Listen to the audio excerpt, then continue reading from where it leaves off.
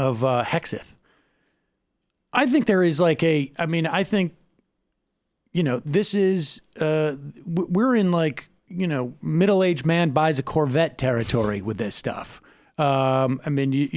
Listen to the rationale of this lunatic. This is just sheer insanity. Like, this is junior high shit. And emails and texts from friends in the service all across the world that said that's the last thing we should be saying. Oh, no, Iran's going to do something. No, Iran should be worried today that maybe we'll do something again. Maybe your second general is next if you continue to try to kill Americans. We are the top dog. You respond to us, not the other way around. Bring the fire, Hexeth. No matter what. I'm fired up. You're right. Because the president brought the fire. Yes. As a leader, as a follower, you want your leader to reluctantly be strong, and that's exactly what the president did here. Kudos to him. Hold on, Pete. Stay there, please. This is creepy stuff. It is. I mean, it's because it's authoritarian. It's Starship Troopers. Like it's. Yeah, he was so reluctant about it too. Yeah, reluctant force. And it's Hexeth isn't the only one. His buddy over at Fox and Friends, what's his face, Kilmeade. Also very, very jazzed this morning. Everybody's feeling themselves. Mm-hmm. This is like a shot of testosterone right in the ass for these guys. I think that when the de-escalation at the embassy happened a couple of days ago, that was the end of this chapter. The United States, with its firmness, had won the victory. It wasn't going to be Benghazi. It wasn't going to be, Tehran from 1980. We won that tactical victory. Now we have taken this huge military escalation. Now I fear the worst. You're going to see the U.S. markets go crazy today. You're going to see the price of oil spiking today. This is a very, very big deal. And I don't know if you heard, but this isn't about his resume of blood and death. It is about what was next. We stopped the next attack. It was preemptive. That's what I think you're missing. According to the Secretary of State. And so we should allow the next attack? By what credible source can you predict what the next Iranian move would be? The Secretary of State and American intelligence provided that material. Yeah, they've been excellent. They've been excellent. The U.S. intelligence has been excellent since 2003 when we invaded Iraq, disrupted the entire region for no real reason. Don't for a minute start cheering this on. What you have done, what we have done, we have unleashed. I will cheer it on. We have, all right, well, you like Lindsey Graham, have never met a war you didn't like. That is not true, and don't even say that. If President Trump wanted de-escalation. We should just let him kill us for another 15 years. If President Trump wanted de-escalation and to bring our troops home, what this was a reaction to. What about the 700 Americans that are dead? Should they not be happy? Because of him? What about the tens of thousands of Iraqis who have died since 2003? You have to start seeing things. What the hell are we doing in Baghdad in the first place? So why are we there? Why aren't these forces blaming on? President Bush for the maniacal I am blaming President Bush. I am blaming President Bush in 2003 for those fake weapons of mass destruction that never existed and the con job that drove us into that war. Geraldo, I think there's a disagreement here at the desk on all of that. I'll tell you something. Geraldo 2020, as far as I'm concerned. Like Geraldo, sort of rediscovered what he actually used to talk like. But I love it that his counterpoint to Geraldo was just, don't say that. Right, exactly. Yeah. I mean, that's because reality. Like, do you think that 700 people are going to be happy now? Yeah, don't 700 dead. You don't want the 700 dead Americans to be happy. If we had 3 other researchers right now, they would be tasked with trying to find the one time, if ever, Brian Kilmeade has ever said the word Soleimani in his radio program or his TV show over the past 10 years.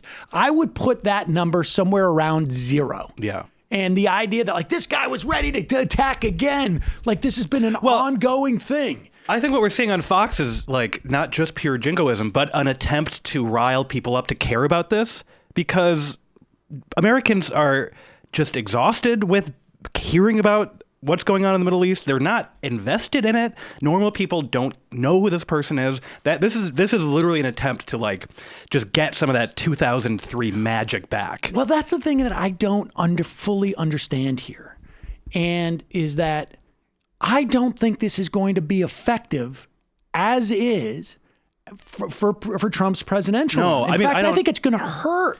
I don't think so either, but I think that they only have a few playbooks. Like, they're not canny, they're not smart enough to know, like, this worked for them before. This is a thing that worked. They don't realize that the missing formula was the biggest attack in 75 years on the, well, look. like the most dramatic. In fact, it's the most dramatic attack. 9/11 was the most dramatic attack ever taken against the United States. I mean, exactly.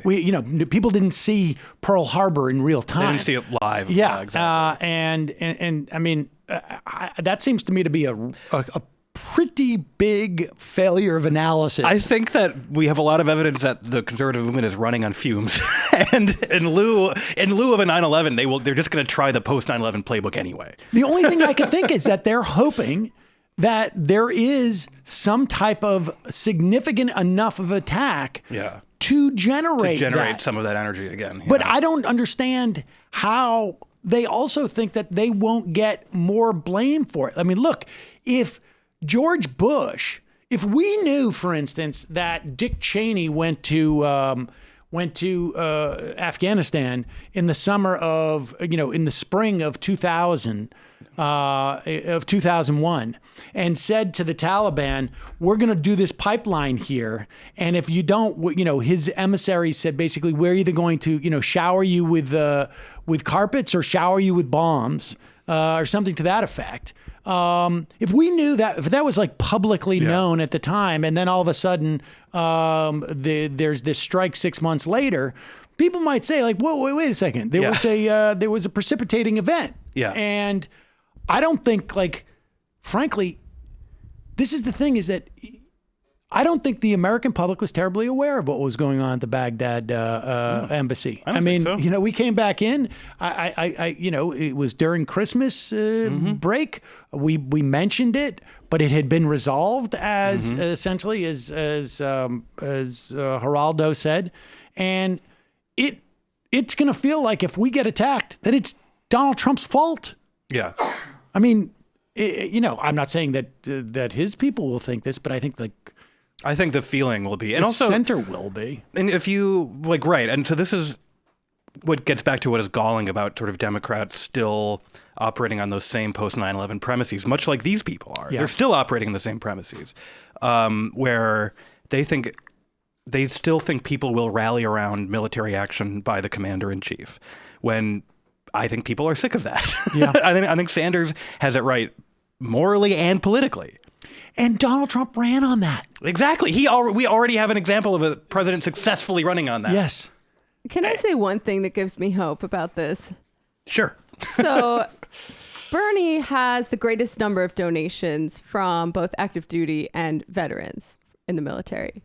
And, that largely probably has a lot to do with his time on the Veterans Affairs Committee and taking care of them after they come home. But, I'm sure they're aware of his foreign policy credentials, his foreign policy beliefs, and his record, in fact, including voting against the Iraq War. And this gives me some hope, at least, that there will be a level of resistance on the part of the military and support for the only candidate with a well-articulated anti-imperial vision. But did he have that? Does he have the most support from veterans and military personnel in the Democratic primary? Because I suspect that Trump has gotten more donations from the military. I may be wrong. Sure. I gotta look that up. I think Bernie actually did have Trump beat too, but is that right? I can check it. Yeah. I mean, that would be really significant. I mean, Trump didn't do a lot of small donor fundraising. Well, that's true too.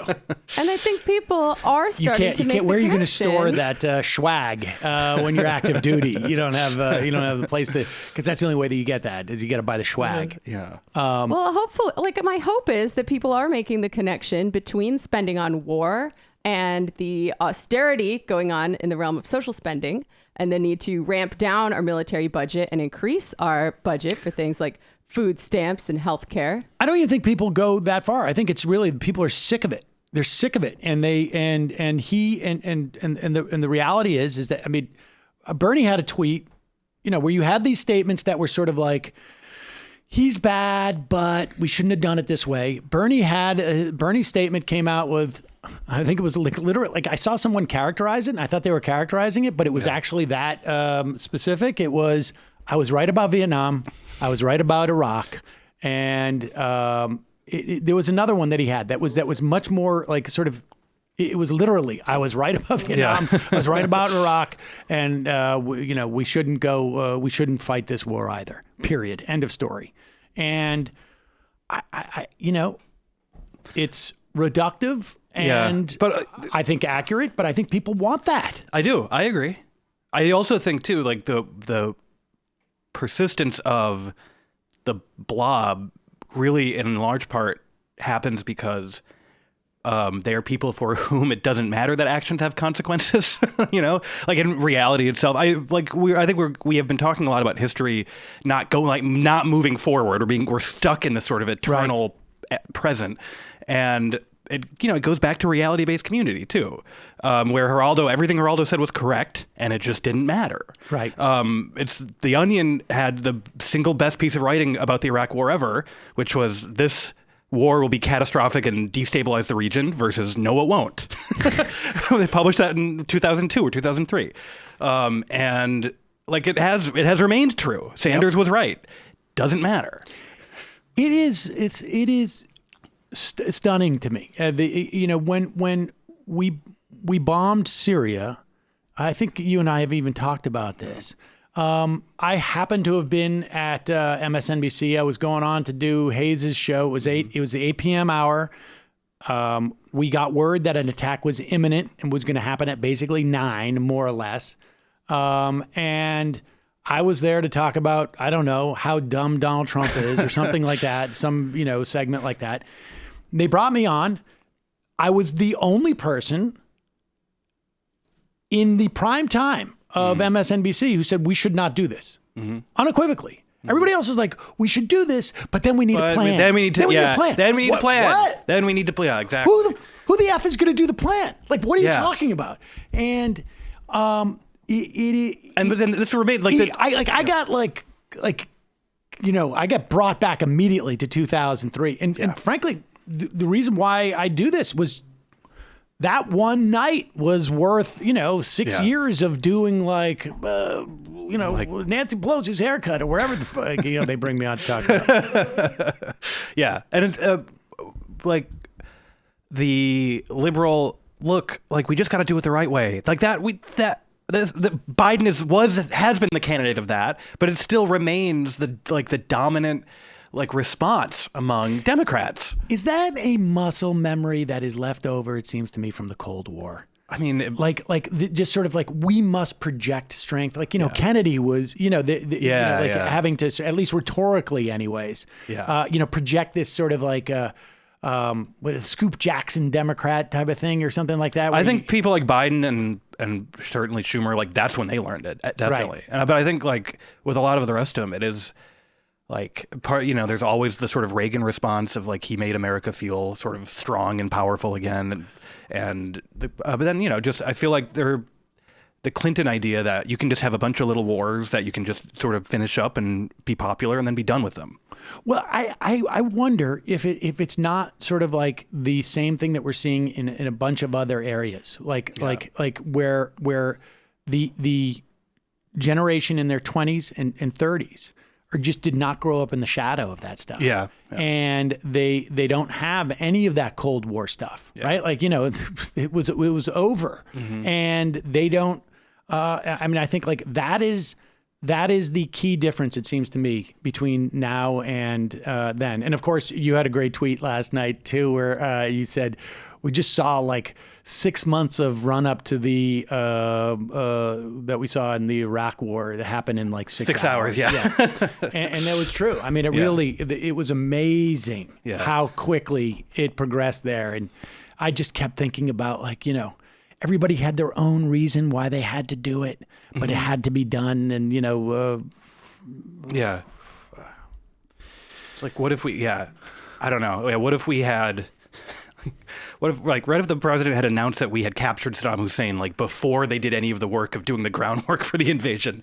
We'll come up with a reason later, but we have captured and killed Saddam Hussein. Right, we did it. We invaded, and let's figure out why we did it in a few minutes. Exactly. We're going to backfill this.